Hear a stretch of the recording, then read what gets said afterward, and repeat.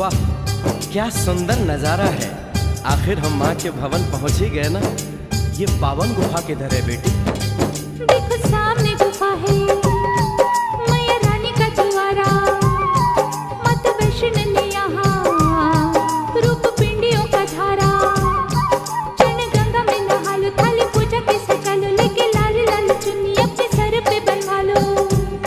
जाके सुंदर गुफा में माँ के दर्शन पालो, बिना मांगे ही यहाँ से मन इच्छा फल पालो।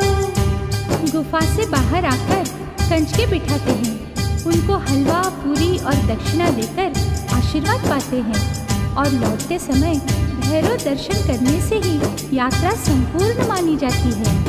आज तुमने सरल पे उपकार कर दिया, दामन खुशियों से आनंद से भर दिया।